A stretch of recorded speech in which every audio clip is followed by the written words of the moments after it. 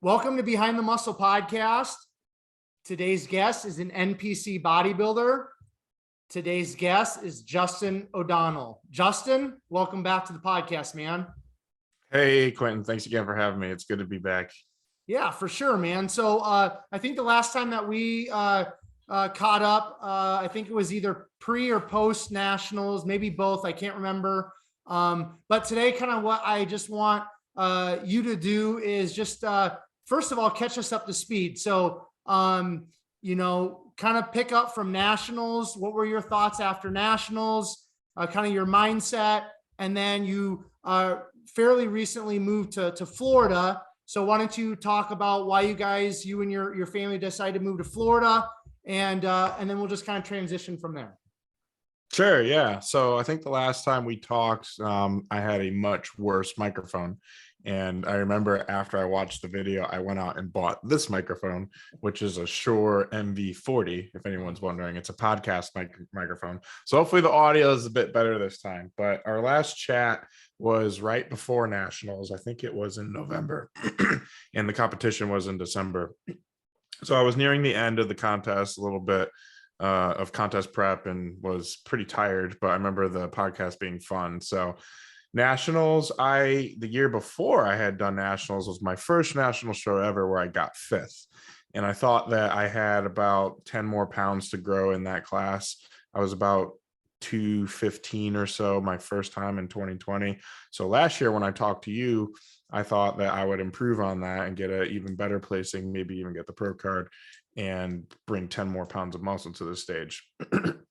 Those last few weeks leading into the show, working with Justin Compton, my body was pretty much stuck at like 239. And I got up to the point where I was doing 2.5 hours of cardio, eating basically just protein and vegetables, trying to push the weight down, pull the fat off. And I'm the kind of guy that and a lot of people let me know that it's not fair that I'm able to put on as much size as I can, but the reverse is also true with me. It's very hard for me to get super, super lean. Like I really got to push it hard. And Justin wanted to push hard for heavyweights. He felt like that was the way to go. The best shot would bring my best look. And we both agreed that I had some room in that class based on the previous year. I don't think we realized how much size I had actually put on, because I had a significant increase in size from the year before. If you look at my shows from 2020 nationals, the pictures to the 2021 nationals. And so I went to the show. Unfortunately, some things happened. Justin got sick. And so we were trying to peak and kind of trying to pull it together at the last second. And I was eating a lot of carbs going into the show that morning. And I personally thought I was starting to spill, but I didn't really have anybody there to tell me, they weren't able to see me in person. There's only so much you can see in pictures. So I think that I got too full for the show. But so I need to go back and tell the part of the story for the cut, how I made weight. So I was doing this crazy diet, trying to get down to 230. The day before nationals for my flight out, check-ins, I think was Thursday. Wednesday night, I went to bed.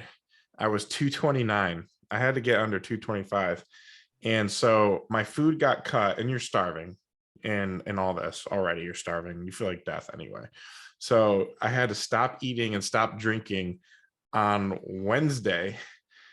Went to bed at 229, prayed that for my 6 a.m. flight before I checked in that I would be underweight somehow. And I took like a salt bath. I was like doing the hot water, trying to like coax myself to pee and stuff. Took suppositories to have bowel movements, right? Because everything slows down, like pulling out all the tricks. It was not cool, man. And I remember I woke up that morning before my flight, got everything packed, all the food, all the prep, all the stress, traveling with a 2-year-old, 3-year-old, and my wife.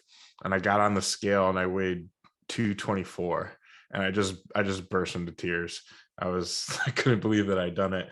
So I sent Justin the photo of the scale, and he's like, all right, man, this is good. So don't drink or eat anything until you check in. So here I am going through the airport, pulling my suitcase with me, almost falling over. That flight to Florida was so bad. And it's hard to describe this to someone who's never done it unless you've been like a wrestler or something, but where you had to drop crazy weight. But imagine doing that with like a bodybuilding physique. I don't know. It's just crazy what I did. I never wish this on anybody, but I was sitting on this airplane trying to find a way to pass 3 hours so I could get to Florida. And I put on my favorite movie for the holidays. It was Christmas time, right? So I put on Christmas Vacation because that always makes me laugh. I always enjoy it. I sat there and I was like this, counting to 60 every minute that passed because I was in so much agony and like hating life and just felt so bad. So bad. So I did that for the whole movie. I don't even know what the movie was about, even though I've seen it 1,000 times. I had no idea what I watched. Got to the airport, got a taxi driver, Uber driver over to the convention center.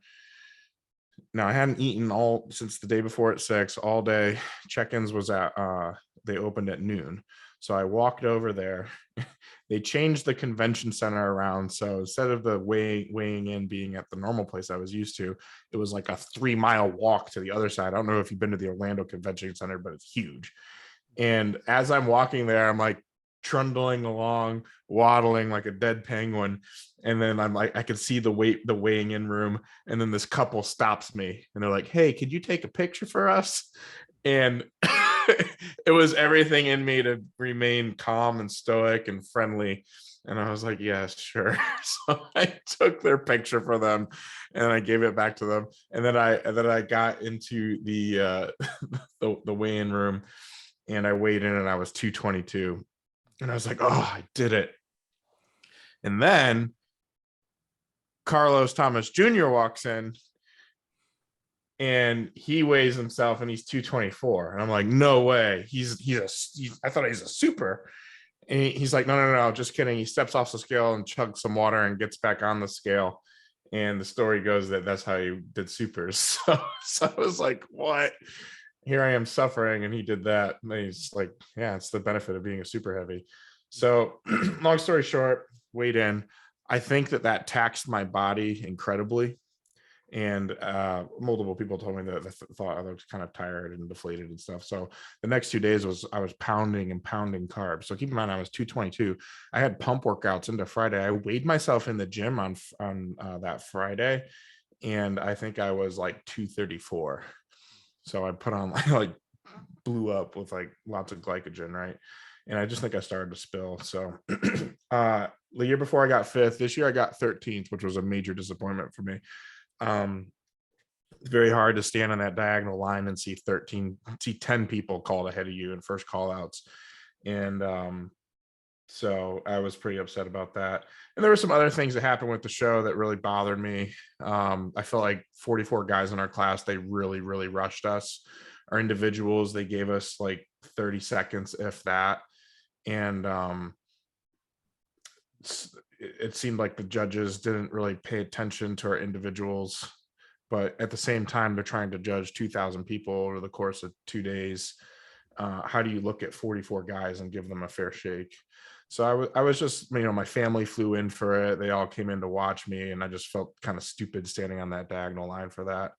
And then I felt that there were other physiques ahead of me that didn't belong in first call outs. And that's the first time I'll say that in my career. Been competing since 2016. And I just felt like I was overlooked, but I didn't want to be a sour sport about it. And I was like, maybe this just isn't for me. So I was so proud of the physique that I brought there that I actually went and got this photo framed. Yeah, love it. Because of how crazy I thought I looked. It was the best I've looked. And I told myself after that I wouldn't compete again until I published a book. So I dusted off my manuscript from my Master of Fine Arts that I wrote. It's a fiction novel. And I pitched it around, and I went through a selective literary press, and it's actually getting published this fall. So I thought it would take longer than that. So I'm like, oh crap, now I have to compete again. Then I have that done. So I kind of dangled a carrot to let myself compete again, and that's where I'm at. And in the meantime, I've just been bodybuilding this year, like with low stress. It's the first year I'm not going to compete since 2016. So I've just been kind of living life. I decided to move to Florida. I decided to move to Florida at nationals where I got 13th. The next, we stayed a week after for Christmas. And I remember I was just laying on the beach with my wife on Christmas morning. It was like 8 a.m. We had just opened presents. I was laying under some palm trees with my feet in the water. It was like 80 degrees. And I was like, why don't we live here? We both work remote.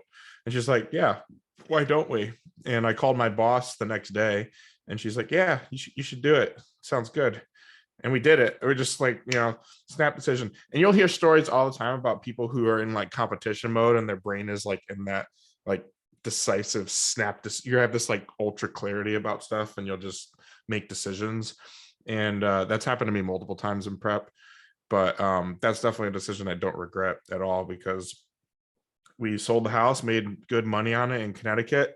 And that was one of the reasons why. Is like we didn't think there would ever be a situation where we can make that much money on a house in Connecticut on a piece of real estate.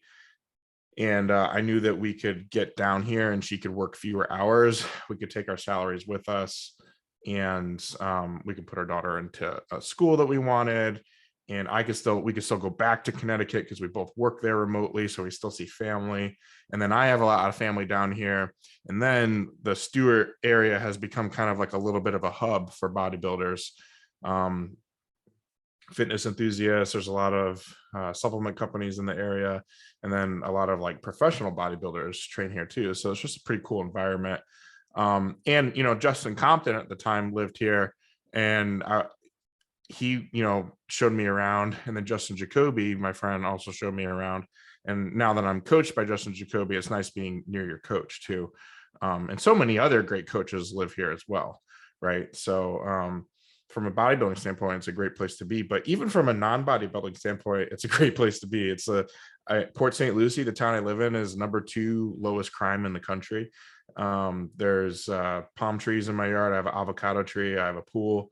It's just pretty awesome so far. So not competing this year, but did talk to Justin Jacoby yesterday and he said, hey, we might not have to wait till nationals next year. What do you think about USA's or North Americans in 2023? So we're going to start thinking about that, which should be pretty cool because I'm now 284 pounds. So definitely a super heavy. I got to throw this in here. We don't ever get into politics or anything like that on the podcast, but I will say I like your governor there in Florida as well, and we'll just kind of leave it at that. Is that okay? Yeah, he's a cool guy. Military veteran. He cares about the people in Florida, and a lot of people think he's doing a good job. So yeah, we'll see how his reelection goes. For sure. All right.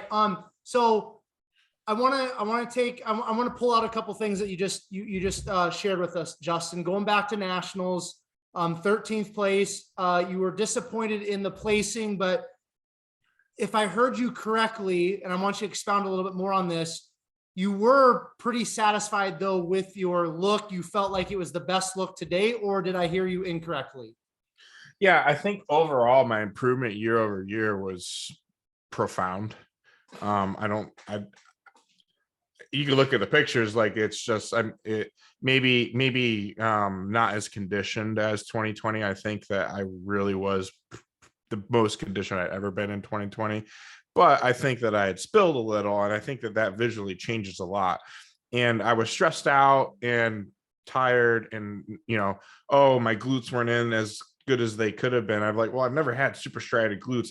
I've dieted my ass off literally, and they just don't get striated, but I was spilled a little, and then I wasn't flexing them when I was posing for the pictures, so it doesn't look as good.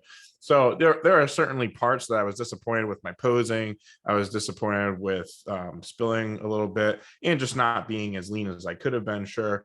But as far as the physique change and how much muscle I put on and density and even my performance numbers in the gym, just everything was well improved year over year. So I was very happy with that.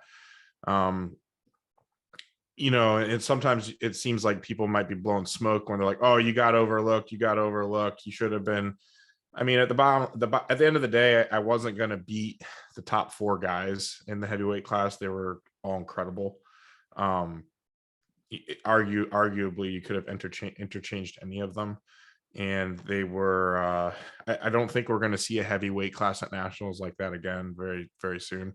Some people said it was like the most competitive heavyweight class in 20 years potentially. I don't know.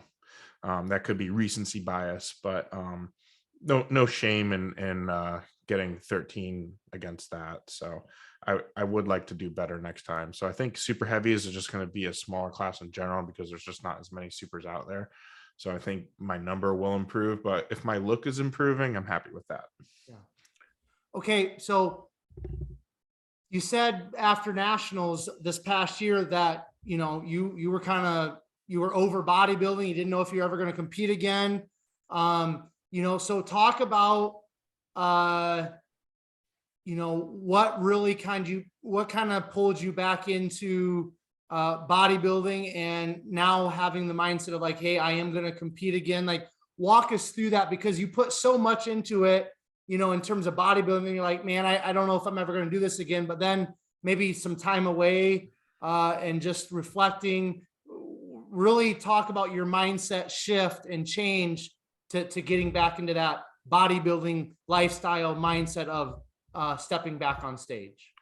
Yeah, sure. So, I mean, taking time away from something is always important. I feel like, especially when you're losing passion or interest in it, whether it's a spiritual thing, like perhaps going to church or praying before a meal. I always say, like, if your heart's not in something, stop doing it for a while and then see how you feel. If it's really something you believe in and are passionate about, or if it's something you're just going through the motions for. And that could be like writing a book. Are you really passionate about this book that you're writing? Or if you went and put it in the drawer for a while, do you really care about it at all? Or do you feel this ache to get back to it? Similar with bodybuilding, I wasn't sure I wanted to compete again, but I always am going to train. I think I'm always probably going to live some element of the lifestyle and partake in some element of nutrition and training. And I do coach people too. And so I'm involved with it. I think I've kind of stuck my flag in the ground. I'm kind of, going to be stuck in the industry in some way because I am passionate about it and I can't escape that. Competing is a little bit different, I'd say. And that's all consuming. You want to be the best. You have to be selfish in the sport. And I felt like I wasn't really interested in being selfish with the sport anymore because my daughter's growing up. That was one of the things I got backstage a lot. They're like, so you have a job and you have a daughter and you're married and you're competing at nationals. How do you do this? And I'm just like, I don't know, just discipline. But yeah, it is hard. And then that was kind of a moment where I was like, am I wasting my time? Should I be doing other things like taking my daughter to Disney World and eating some fried dough instead? But one of the main things that drew me back, believe it or not, was the sheer amount of people, which kind of overwhelmed me because I didn't really think I had that many people that cared about my bodybuilding at all.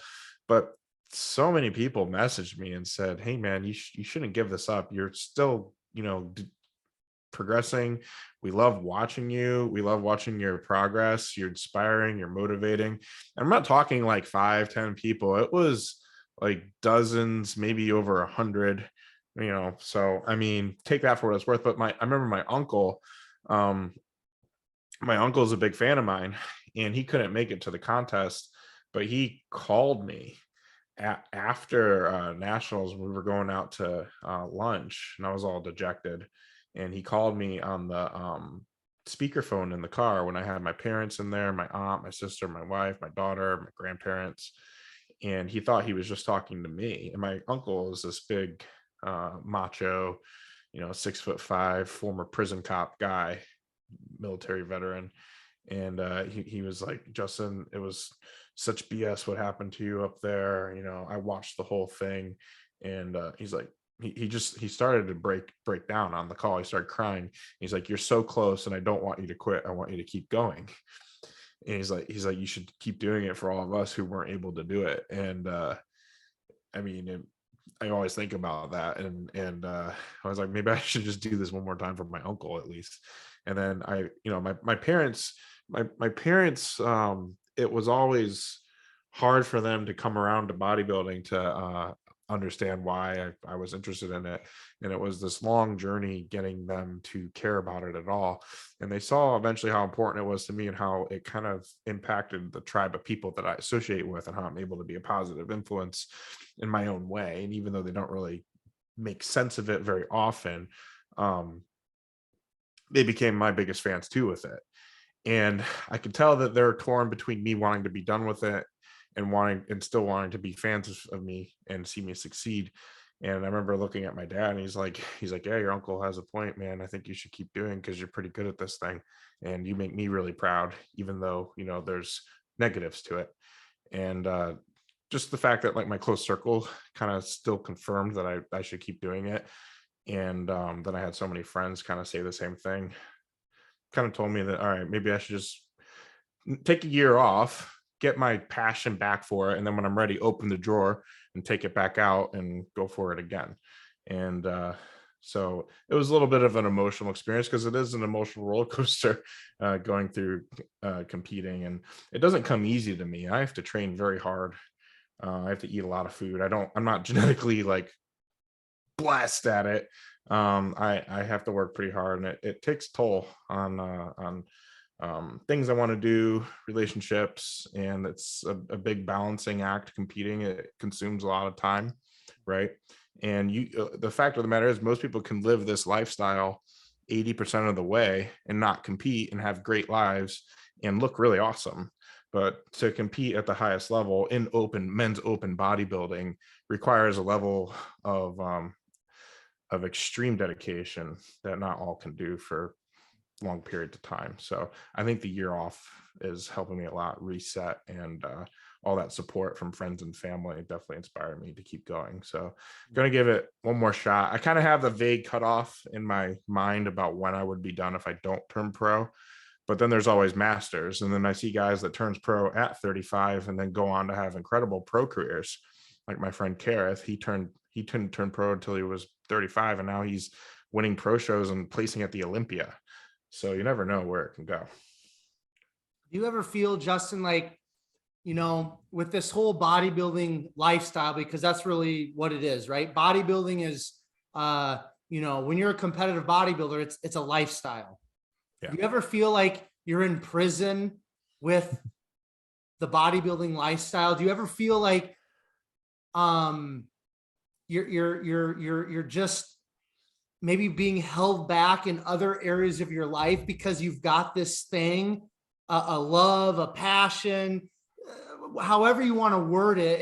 It's different for different people, why we compete in bodybuilding, why we live this lifestyle. But I guess the best way to put it from my own personal perspective is, sometimes I feel like I'm almost in this prison, and it's something that I have to do. I don't always know why I have to do this bodybuilding thing, but I have to do it.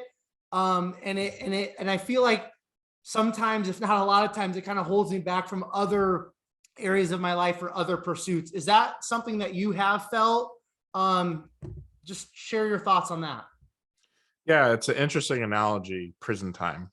It does almost feel like I have to, you got to pay your time. This is the sentence I've been given, and I got to pay my time until I'm done. And that is an interesting way of putting it, because I felt exactly like that before, especially other parts of my career, maybe earlier, when I took it more seriously than I thought I should, or to put it another way, sweating the small things all the time, like, oh, I missed my meal, oh, I don't have just chicken and rice, or do I need to check my blood glucose every 3 hours? And it's just a lot of that stuff is unnecessary. So I think sometimes we make our prison a little more dark than it needs to be. Like, we can open the windows a little and let some light in, and dust things off, and we don't have to eat the leftover food all the time. We can live a little and kind of make it more enjoyable, I'd say. And as I've gotten older, but also bigger and have more muscle, I can get away with eating a little more broadly off my diet plan, and it doesn't impact me as much. But certainly there's other things where it's like, yeah, I'm committing to pay this amount of money for coaching, And then if I'm going to buy growth hormone, that's like if I wanted to set aside, X number of dollars a month to get into rental property investing, right? Or if I wanted to be an entrepreneur and set aside that money to start a business and then hire somebody. These are all calculations that go into that pro con of bodybuilding, and it does lock you in, because as soon as you take those things away, you get that freedom to do things outside of your prison sentence of bodybuilding. And then it's, if you commit to a contest, it's, hey, you're not eating out for a while, you're not enjoying things, or if you do, you're going to go sit there and eat lettuce and turkey while everybody else is having Thanksgiving dinner. And yeah, it does feel like a prison sometimes. But at the same time, I think I might have told you this before, but I'm a big believer in Stoic principles and the power of the mind and bringing the mind under control. And there are ways to apply those Stoic principles into bodybuilding, so that even if you were in a prison, it's your reactions to those physical constraints that are more harmful than the actual constraints themselves. Because at the end of the day, it's all voluntary. It can be done like that and just quit. So it helps to look at it that way. But I think that some people definitely do make it a prison of their own, and they could lighten it up a little bit. I found that doing that this year. And if I don't feel like eating chicken and rice, what I'm going to eat? I'm going to eat whey with yogurt, and I'm going to put strawberries and honeys in there. And the macros aren't exactly the same, but you know what? I'm still getting big, still working, and I enjoy it. It's not on my diet plan this week, but that's what I'm doing. And I don't know, I've had good results just kind of living it up a little bit more than I used to. So that would be my recommendation for other people who feel like it's a prison sentence sometimes. I don't think it has to be as hardcore as they make it out to be. Okay. I want to ask you about the book, and then we're going to get kind of into some more nitty gritty bodybuilding talk. So you mentioned the book. You said, hey, I've got to get this book out before I ever step back on stage. It's coming out a lot sooner, you said, than you initially thought. So what's the book thing? Expound on that for a minute. Yeah. So the book is it's a fiction book. It's a speculative fiction set in a post-apocalyptic America, where the main character is part of a tactical force called Deportation Force. And most of America has been destroyed from a series of terrorist attacks, climate change, and civil war. And there is a powerful force that takes control of the government that the main character serves. And he must choose between serving that government or finding a safer future for his pregnant wife and his unborn child. And it brings into question themes of violence, tough themes like cannibalism and abortion, as well as the fundamental difference between liberty and security. Coming soon to stores near you. It'll be available on Amazon, Barnes & Noble, hardcover, paperback, and I'm going to get an audiobook done as well. Trying to have it done in time for the elections this year. But I have a Instagram account set up just for my author page. It's Justin O'Donnell Author. And then my website for the book where you'll be able to order it is justyodonnell.com. And it'll actually port you to Amazon probably to pick up a copy. So I guess I want talk to us a little bit then about, I mean, is this like a dream of yours to write a book and have it published? I mean, where does the writing and all of that come from? Because not often on the podcast as a bodybuilder come on here and talk about wanting to publish a book and things like that. And I know from our previous conversation, you're a deep individual. You're very thoughtful. You're very well spoken. So I know that personally, but a lot of the people that are going to be watching this or listening to this, they may have never heard of you, or they didn't listen or watch the last episode. So they don't necessarily know that about you. So just talk about that too, please. Sure. Yeah. So, I mean, bodybuilding is just a hobby of mine. It's something that I felt like I'm good at. I like training. And one day someone said, hey, have you ever thought about competing? And I decided to do it because I'm an Aries and I'm very competitive. And that's just what Aries people do. Right.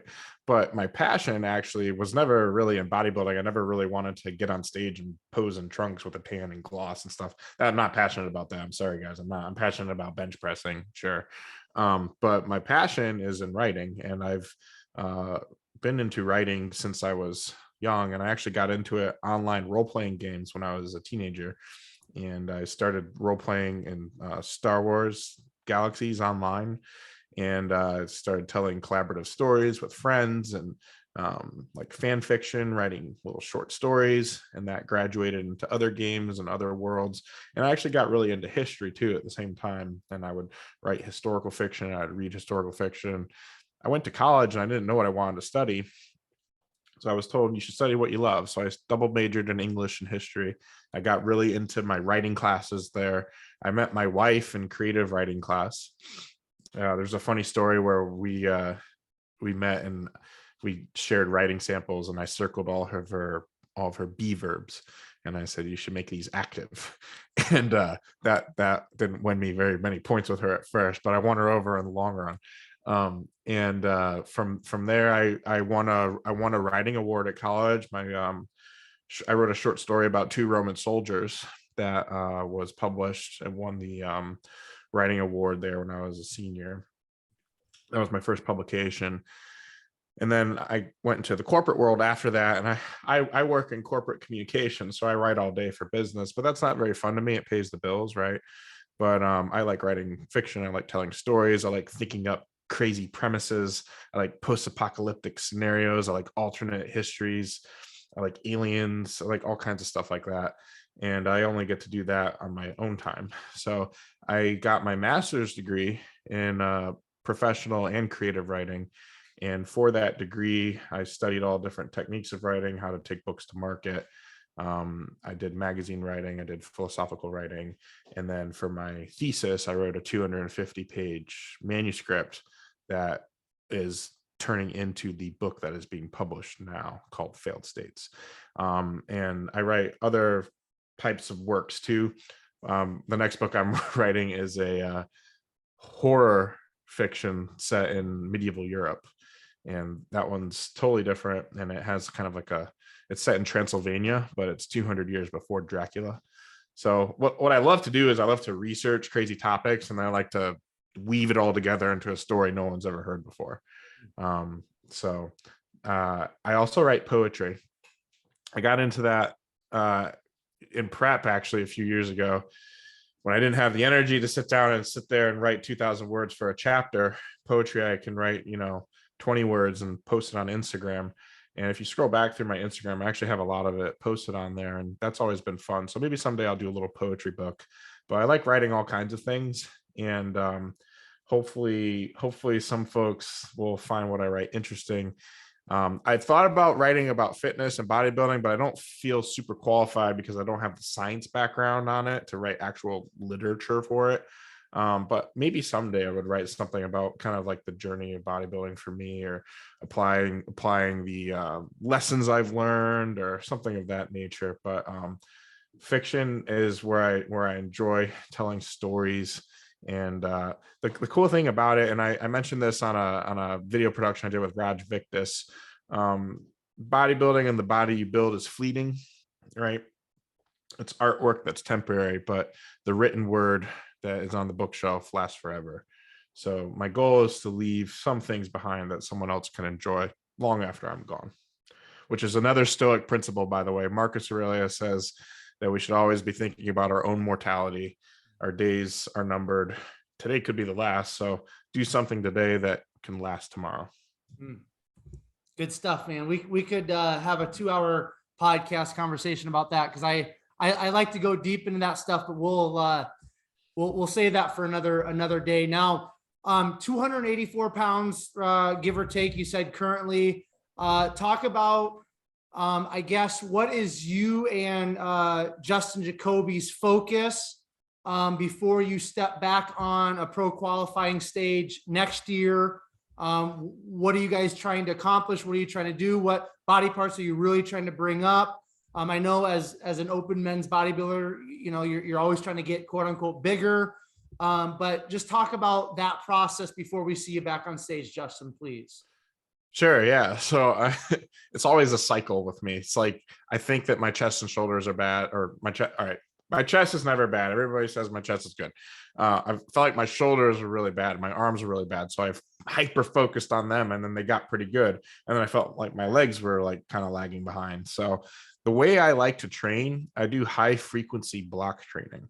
So I'm of the belief that it's very difficult once you get to a certain size to just continue to grow everywhere at the same rate. But if you focus on high frequency for a certain body part, let's say shoulders, and do it like 3 times a week, and you taper down everything else, just kind of like maintain everything else, you can actually get a pretty strong stimulus to get those shoulders shocked. But the caveat is you can't train shoulders 3 times a week for infinity. You may be able to do it for 4 weeks. So Justin gave me his critiquing text a few weeks ago. When I checked in, he's like, getting pretty big, man, but I got to be honest, we need this and this and this to be undeniable on stage. And for me, it's my posterior chain. So I need hamstrings from the back, I need adductors, I need bigger quads, and I need more back density in general. From the side and from the front, I'm pretty strong. I'd say my side shots, I say this humbly, but not really humbly. I think my side shots are some of the best in the amateur ranks. Like, I think my side chest and my side tricep can stand next to anybody on the NPC stage. It's my rear shots. I just need to improve those, and it's going to take work. So I'm actually going to be doing the high frequency training style where I do legs 3 times a week. And then I'm doing a push day and a pull day, and I actually have 2 rest days, but I'm only going to do it for 4 weeks. And then I'm going to switch, and I'm going to do back 3 times a week for 4 weeks. Now, this is what John Meadows had me doing in 2020 leading up to nationals right before he died. He told me to do high frequency block training, and that's when I made these crazy jumps year over year from nationals with my physique, was doing this. And I believe it works really well once you get to that bigger size. And so I'm just repeating it again this year, but I'm actually going to do the leg and back block to bring up the posterior chain. So hamstrings, glutes, adductors, back. Okay, so specifically, let's take legs, because a lot of people, that's kind of a weaker area for them in terms of bodybuilding. So what is this 3 times a week of training legs going to actually look like? It's an experiment, so everybody should follow me along, because I've traditionally only trained legs once a week, and I'm very quad dominant. I feel like I have pretty good quads. Calves too. I have like almost 20-inch calves. So, but I feel like to really now, like I said, being at the size to give the hamstrings enough work and to actually have enough energy to get through a workout, I have to at least split it into 2. The third day is really more of like a glute day. It's kind of just like a get in and get blood moving around in the legs, because there's a lot of lactic acid from the other 2 days that I did. It's really like a vanity day. But how it breaks down for the split for doing legs is Monday is the hard leg day, the hard squats, the hard leg press, the hard hack squat, heavy. And then Tuesday winds up being pull day, which is, again, you need to be careful. If you squatted heavy on Monday, your exercise selection needs to be very specific, so you're not doing too many spine erected loaded movements on back day.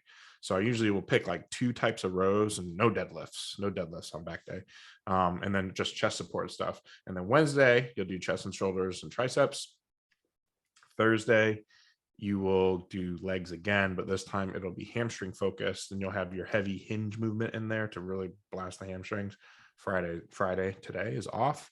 And then Saturday you go back in, and it's just like light touch up work for glutes, hams, and quads.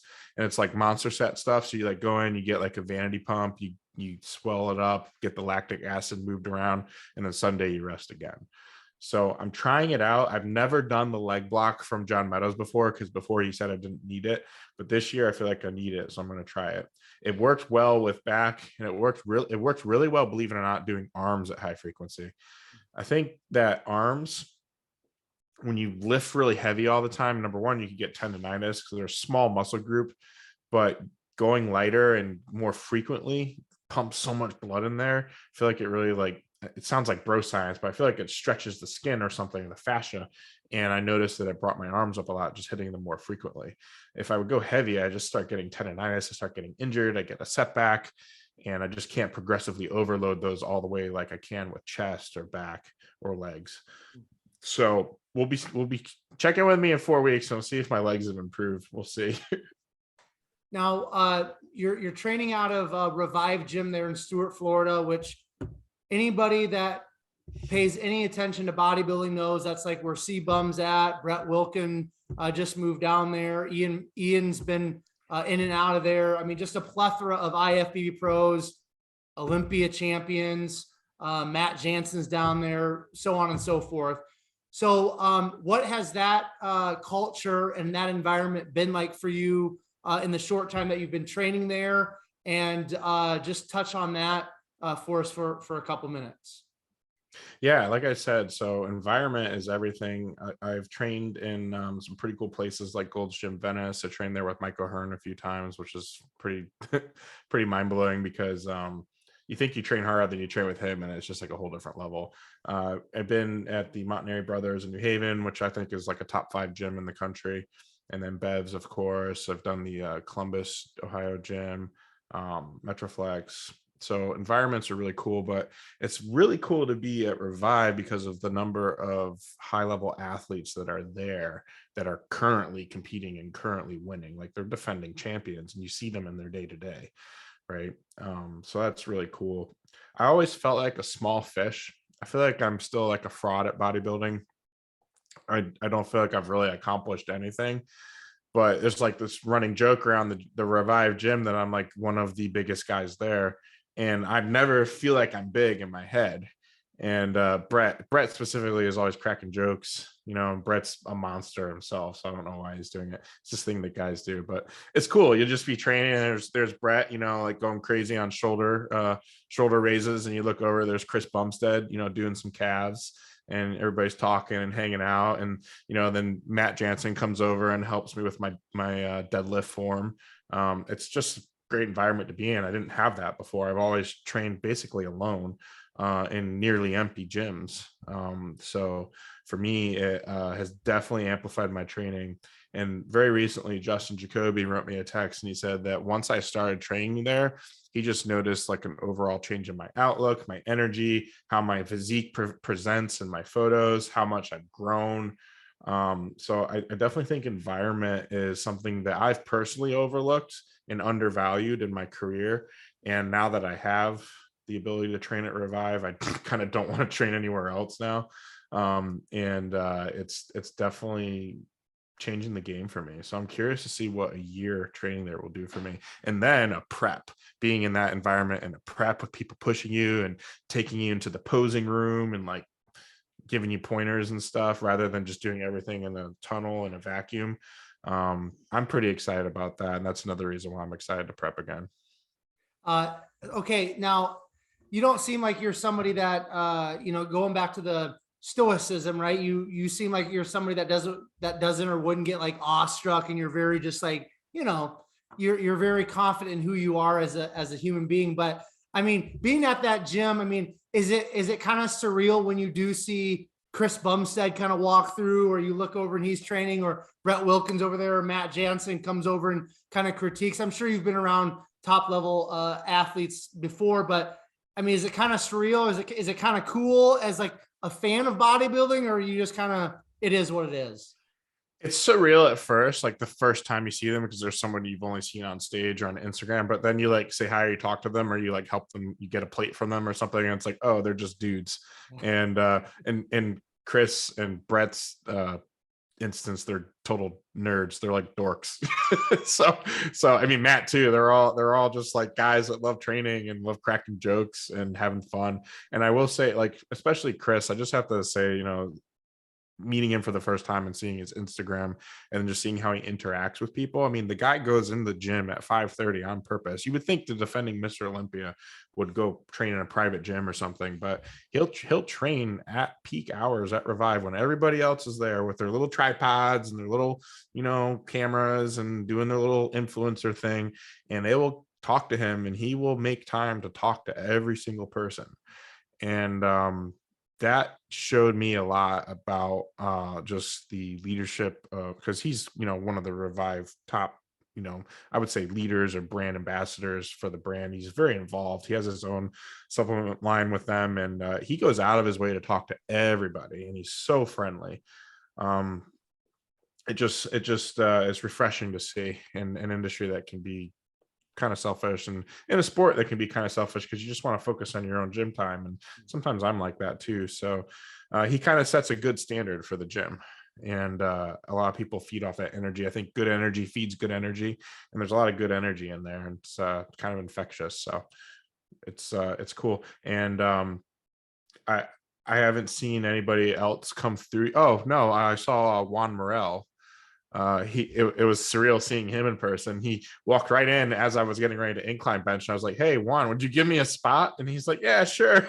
And yeah, I was a little awestruck at first, but then you just realize he's just dude. We're all just guys and gals, and that's the cool thing about seeing people in the training environment together is we're all humans trying to get better. So Yeah, I from what I gather from Instagram and YouTube, I think my cookie dealer, Juan Morel, and his wife, their company, I believe they are moving that company down to Florida, and this new facility that Revive and Raw is moving into. I think they're going to be a part of that. Is that something that you know information about or not? I don't know about it, but it would make sense that he's been making these trips down here, and they already have some kind of affiliation, right? So I wouldn't be surprised if something like that was happening. It is a large facility. It's actually a funnily enough, they're buying a old newspaper printing factory building, which my company I work for used to have equipment in. So it's kind of funny, small world.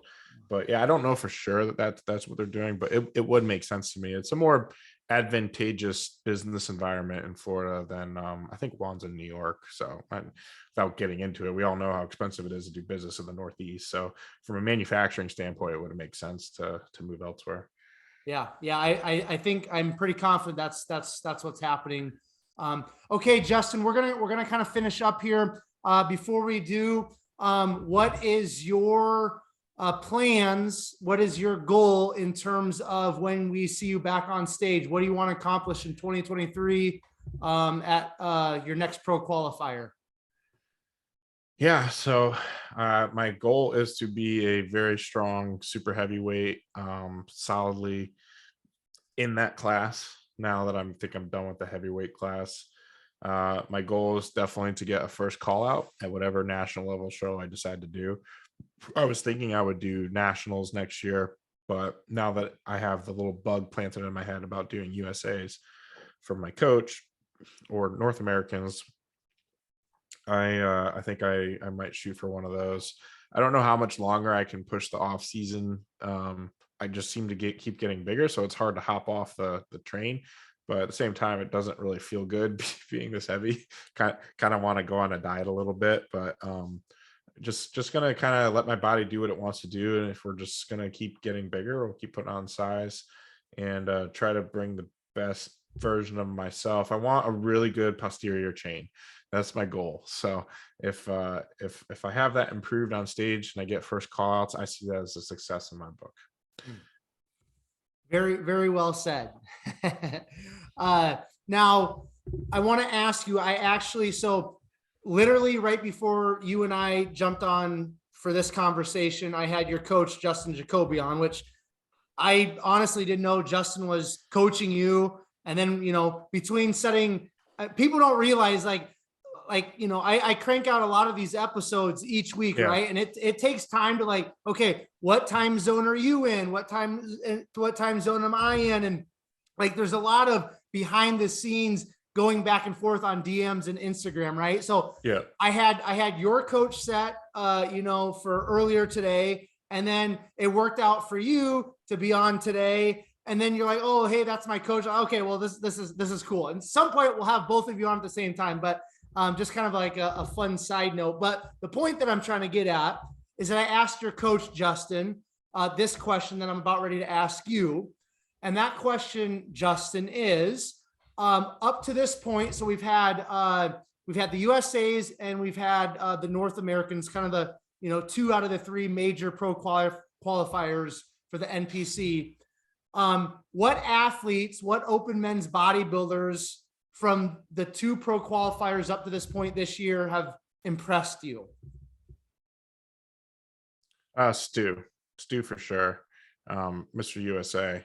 I've been following him for a while. He's kind of one of those under the radar guys. I think he competes out of the Pacific Northwest, so he's a little less known than the East Coast guys, right? But I saw his style of training, which is to me remarkable. To see someone deadlifting and squatting like that into his preps and everything. He's actually my inspiration for my super heavy push. He posted a video of him posing at 280 pounds. He looked really good. I think his 280 looked better than mine does right now. But he's kind of like my motivation that if he could do it, I could do it. So I was really happy to see his physique rewarded at USA's. And I think that there were some really good competitors in that class. I didn't watch the shows as closely this year, been a little bit disconnected from it, but I did watch that one. Brandon Barrow, I'm a fan of him too. I think his time is coming. He's a hard worker. It's just a matter of time. I competed with him a couple times now, so I hope he does nationals. I'm not entirely up to speed on who all is doing nationals. I'm pretty well connected with Elliot. I know he's doing it. I expect him to do really well. I'd be surprised if he doesn't turn pro. Who else are you watching for nationals for at least the supers and the heavies? Well, I know Cole Eastfold will be there for sure. His number is coming. He's been one spot away several times now. And it's so hard for me because I have so many conversations and there's so many bodybuilders I follow on Instagram. Like I can't think of anybody else right off the top of my head, but I know there's some guys. I'll just put it this way. I think this nationals will be just as competitive, if not maybe, dare I say, more competitive than last year's nationals. I really think that the NPC level athletes in men's open bodybuilding, there's a plethora of awesome athletes. That's just from my personal perspective. I mean, you think about Stuart, which your coach, that's the same person that he said as well. So you guys are on the same beat there. But I mean, Stuart's like 25 or something like that. A lot of these guys that turn pro in supers, heavies, and light heavyweights this year from North Americans, USAs. I mean, 24. I mean, Brandon Laird, light heavyweight at USA's turned pro. First pro qualifier. He's 23, turned pro. I mean, his shape is unbelievable. Felix Norman, the overall at North Americans, he's got to pack on a lot more size, but his shape, unbelievable. I mean, all of you guys, like, I mean, 23, 24, 25, like it, I'm excited because like, dude, like it's fun as a fan, right? Yeah. And those ages that you're throwing out are making me feel old because I'm 31, right? And but it's good for the sport, and the guys that have the undeniable shape can make a lot less size and weight on the scale look a lot better on stage, and they are rewarding that, and the judges are rewarding that. We saw that last year, definitely at my show. I think we saw it again with more competition this year. And the guys that can bring the magic combo of size and shape deserve to win. So I would say that another guy to watch is the guy who got third in heavies last year in my class. I thought he could have won the whole class. His name is Walter Debs, and he's little known on Instagram. But I remember seeing him backstage, and I thought he had probably the most impressive physique just standing backstage. And then he was in the thick of it with Jordan Janowitz and Justin Shire for he got third to them. So I think his time is coming too. So I'll be watching him as my dark horse candidate. Love it. Well, I've never heard of him. I'll reach out to him on Instagram and see if I can get him on and chat with him. I that's what I love, man, about, just kind of Behind the Muscle podcast is just kind of getting all of you NPC athletes on and just getting behind the muscle, like hearing the bodybuilding story. Like it's fun and it's exciting. And I've gotten so much positive feedback, Justin, because I think, people can relate to you guys much better than, Big Ramy or, some of those, Brandon Curry, even though all those people had a starting point, but where they're at now, it's like most people are like, I could never look like that. I can't do that. But somebody that's married, somebody that has a family, somebody that, like it's just more relatable. I think, don't you think? Yeah, 100%. You know your audience. There's a niche here that you're filling with this podcast. You're giving voice to a wider range of athletes that are competing across a very broad, federation in the NPC, and it's a way that we can tell stories to each other and network. And it's like with pro football or whatever. It's, you can only so many of us are ever going to be no one's going to be able to throw the football like Tom Brady or Aaron Rodgers. Come on. Like not any of us are ever going to really look like Big Ramy, right? And like what worked for him and his story is not going to be our story. But a lot of us in the NPC are similar. We work jobs, like you said, we find ways to make it work, different strategies, different coaches, different ways of going about it. And this is a great consumable way for people to learn. Podcasting is all the rage. I listen to podcasts all day when I'm washing dishes, when I'm on the treadmill, when I'm vacuuming or doing whatever. It's always fun. And when you're stooped in this sport and you're living and breathing it and you're trying to improve, this is a great way to learn more from people. It's free. You do it for free. It's a lot of work, Quentin, what you're doing. And I think it's great what you're doing. You are touching a lot of lives by doing this. You're putting a lot of people in touch with each other. And don't underestimate the good that you're doing by doing this. So we can all tell you're passionate about it, and you make me more passionate just by doing this today. So thank you. Yeah, no, you're welcome, Justin. I appreciate the kind words, man. Okay, we're gonna close it out with this. What do you feel like? We've got 3 months left in 2022.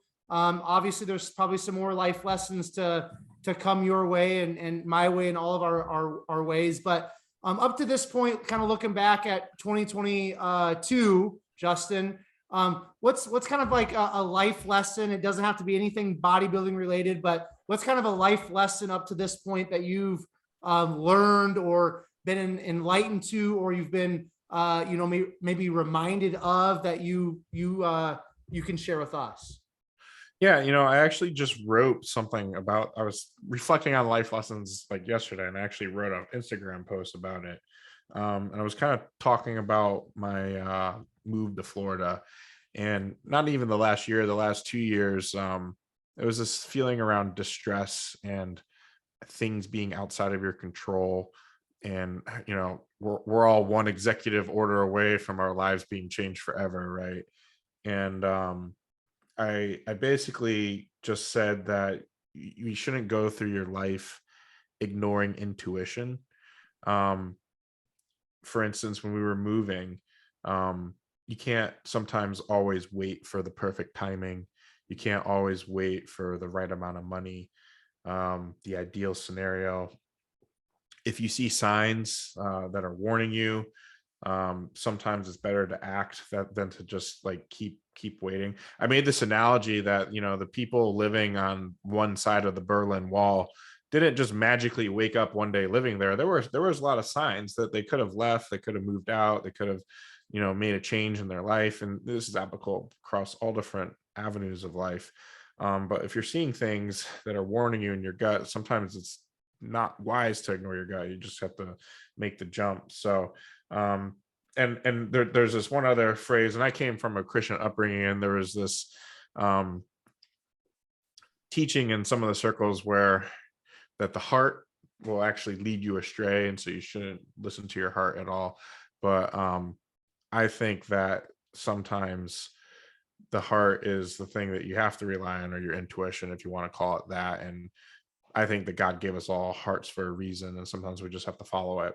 And we followed ours to Florida, and it's not been anything that we've regretted. So I would just say that in distressing times, don't ignore your intuition, and follow your heart. And the other thing is control what you can control, and then control your reactions, and just be good to people, because there was a lot of things going on the past few years where we weren't being good to each other. And that was a Marcus Aurelius quote. I've been reading the Meditations by Marcus Aurelius, so we shouldn't waste our lives being distressed is one of the things he says a lot. And there was a lot of stress this last few years, so I feel like I got into a better place where I can be less distressed. So that's what I would say. Excellent, man. Okay, Justin, I just want to say thanks for coming on for the second time, man, and just kind of catching us up to speed with your life, off season, and kind of some of your future plans, man. I really appreciate it. I think you and I could probably sit here and chat for hours, because there's just a lot more to life than bodybuilding, right? Bodybuilding's awesome, and there's a lot to talk about with that, but there's so much more. So I just want to say thank you again. And before I do a really quick outro here and let you go, if you have anything else that you want to shout out, please give us your Instagram. Any final thoughts, any final words? The platform's yours. I'll do a quick outro and that'll be a wrap. Yeah, thanks again, Quentin, for having me on. My name is Justin O'Donnell. My Instagram is Justin Y O'Donnell. And there's this joke going around that a lot of people thought it was just Tiny O'Donnell. And so many people have made fun of me about it. I actually put in my Instagram Tiny O'Donnell, just Tiny O'Donnell. So that's my my bodybuilding Instagram. And then, like I said, I have a author page Instagram. It's Justin O'Donnell Author. And my book is coming out later this fall, Failed States by Justin O'Donnell. You'll be able to get it on Amazon, ebook, Kindle, and audiobook. So just follow that account, and I'll be posting it up, and feel free to share it around and support other creators as we try to produce fun and interesting stories for people. So I appreciate that. I appreciate you, Quentin, and thanks for having me on. You're very welcome, Justin. All of you who are tuning in to this episode of Behind the Muscle podcast, I just want to say thank you so very much. I appreciate all of you. I value all of you. The podcast would not exist if it weren't for all of you. So I appreciate your guys' support. I appreciate all of you that have subscribed to us on YouTube. Those of you that are following along on Instagram. It's just pretty awesome to see all of the support, all of the love. And again, thank you so much. If you have not hit that subscribe button on YouTube, please do that. Also, take this episode with Justin, share it on your Instagram stories. Please make sure you tag Justin, tag Behind the Muscle, so that we know you listened specifically to this episode and found great value in it, in which I know you did. When you guys share these episodes on your Instagram, it's also a great way for other people that haven't come across Behind the Muscle podcast to find it, listen, watch, and they're going to be positively impacted. And that is that's what it's all about for myself and for BTM. We want people, the athletes, the coaches, to come on, share their stories. We want other people to watch. We want people to listen, and we want people to be positively impacted. So please make sure you share Justin's episode on your Instagram stories. And finally, I will leave you all with this. Remember, behind the muscle, there's always a story. We'll catch you guys later.